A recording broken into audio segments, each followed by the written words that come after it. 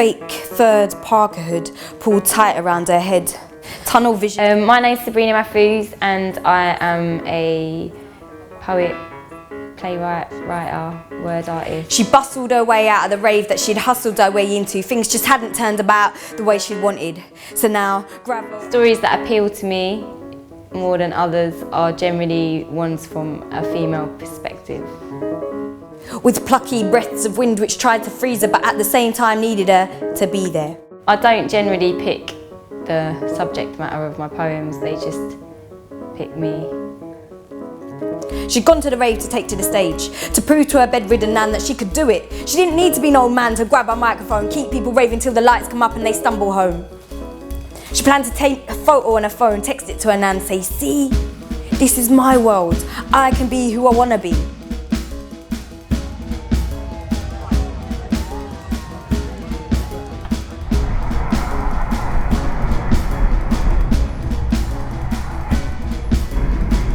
Performing at Latitude is really fun.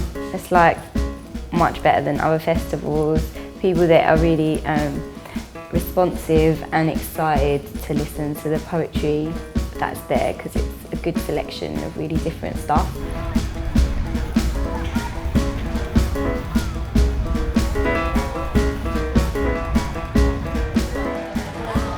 It's about half an hour before I'm performing and feel quite excited, but I've got my Rescue Remedy spray to have a quick because I also feel a little bit nervous.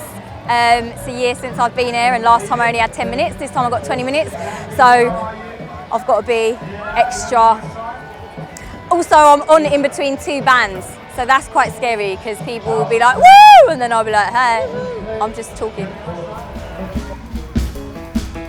The parties I've had out, the sleep I've missed out on, the dinners I've shoved down my throat like a python. As you pile on pressure to cover my life, I wonder what on earth is so wrong with your sight. The walls of my room are maroon, the floor of my room is maroon, the curtains of my room are maroon, it's so maroon, it's ruined my room. And usually at this time on a Friday night I would be working in a nightclub, not with sequins all over me on a stage at a festival. So this poem is kind of inspired by where I work. Down another hole. Me belt's gone. Down another hole. So I pull it tight, it's gonna be another night of tummy tucked in, air sucked out. All these scallies talking about how they like 'em big. It's a myth put about by those who don't know now. Yeah, Beyonce's got class and that, but still. I don't want to look hourglass. I want to look ill. Down another hole.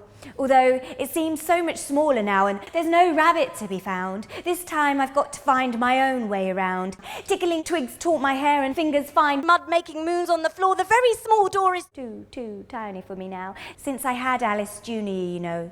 Even I've had to adjust my belt to go down another hole. My food goes in one, out one, and down one. Then I gargle, spit, champagne, sip, hair flick. Oh shit, breath stinks, gum chew, float back through to the bar. I'm a goddamn superstar. But even I wish I could go down another hole. I don't give a fuck if it ruins the designs, do the buttons all the way to me button. You ain't getting away with me going out like that, trying to make me look fat. Do you think I look fat, you fucking twat? Do you really think I look fat? Thanks. Oh, I can't see anybody, but it feels like there's a lot of people. It's really exciting. When I'm performing to people, I generally feel like I'd rather be anywhere else in the whole world than doing this right now. Sweat in beads at the back of a fat neck, peering drearily out of a starched white shirt. Well, I used to overcome it by getting really drunk every time I went on stage, but then that got slightly dangerous and I used to break things. So now I don't even drink coffee. So now I haven't really gotten over it. I just realise that it's so much harder to get your work out there if you don't perform it to people. So I really only do it for that reason. I don't do it because I love performing. The guy in my campsite went, "Are you performing?" I was like, yeah, he was like, well, that's good, otherwise you'd be very strange with that jacket on. I was like, I do wear it when I'm not performing. He was like, don't tell anybody that.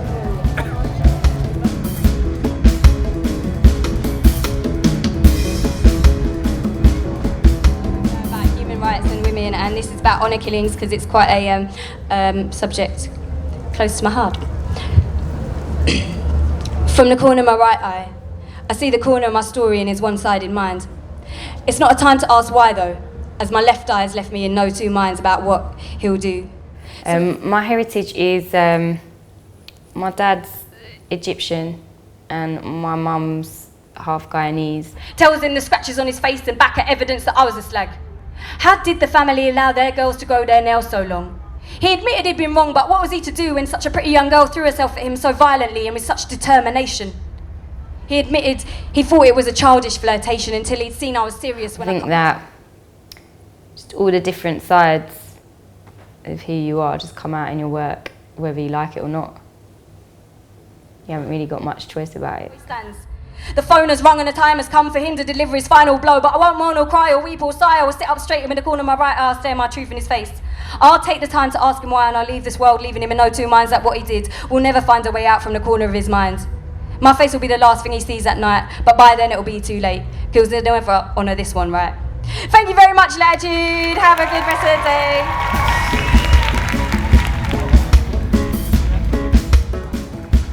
I think performance poetry is literature because it's very highly skilled and it's very important contemporary commentary that I think deserves to be recognised.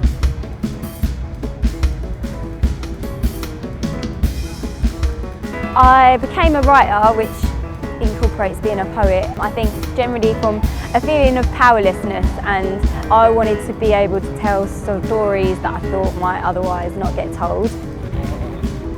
My writing process is I usually just have like a little couple of lines, put them down on my phone and then let them stew for a couple of days, come back to it, and sometimes it works out, sometimes it doesn't.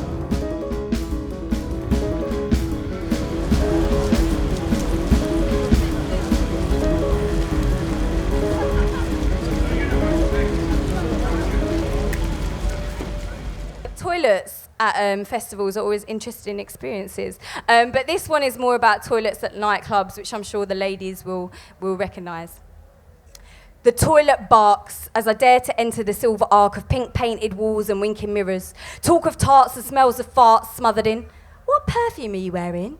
Applying lipstick by the blocked up sink, I begin to think about what a night this hasn't been. About how I'd rather been in bed watching Alan Sugar on TV when I hear what some Sloaney standing next to me is saying. I swear I didn't actually used to be this fat. I swear my rap had more in it than that. Her rather round and rosy friend then bends a reassuring arm around her waist, takes a tube of toothpaste from her bag, rubs it around her teeth, licking at the taste. Another girl then stumbles in crying, my date wouldn't buy me dessert, said I was looking chunky, then put his hand up my skirt. Do I look like a slag? No answer.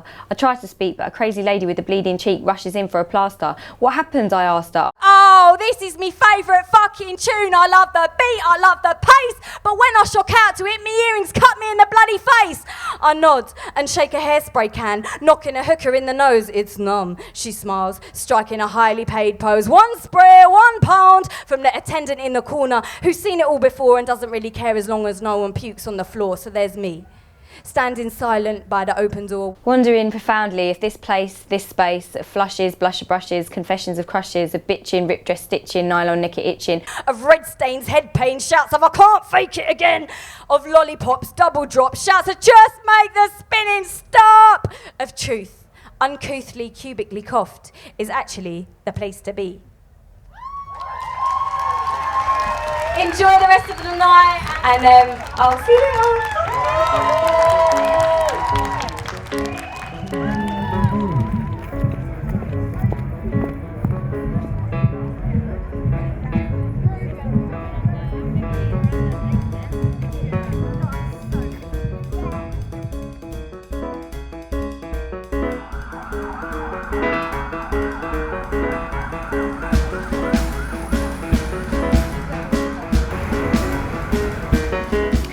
Over the next few years, I see myself going back to uni to do a PhD in linguistic anthropology, because I think that I need an academic side to all of this fun stuff. And I see myself writing fiction, books, basically. Books.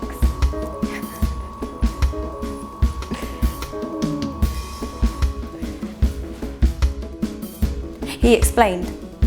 I was doing up me mate's ass. I've been a fool, I ain't from South, I'd left my tools unlocked in the truck. Luckily, I'd left my axe out back, so that's how I still have that. In turn, she told him all the things she'd learnt about the big bad MC Wolf and all the filthy stuff he'd said and done. Hunter Man, who was really a builder, saw red and said, I ain't killed no one before, but what the heck, I got a piece in my pocket, let's get him in the neck. Little Red skimmed her conscience for a reason to say no. Didn't find one, so nodded. Come on then, let's go. They found him out back, smoking a spliff, asking the next girl for a kiss. Luckily for her, Builder Man didn't miss. His aim was on point, and Little Red, eager not to disappoint her nan or this new dream of a man, ran past the gleaming, grimy, slimy brain bits on the floor, avoided the nose that had managed to stay whole, told the builder to film her. She was taken to the stage until the end of the rave. Which is what she did. Glow sticks and hands were in the air, and everyone agreed, rare, that was a sick rave, it was so good. And that is my story of the Little Red Raving Hood.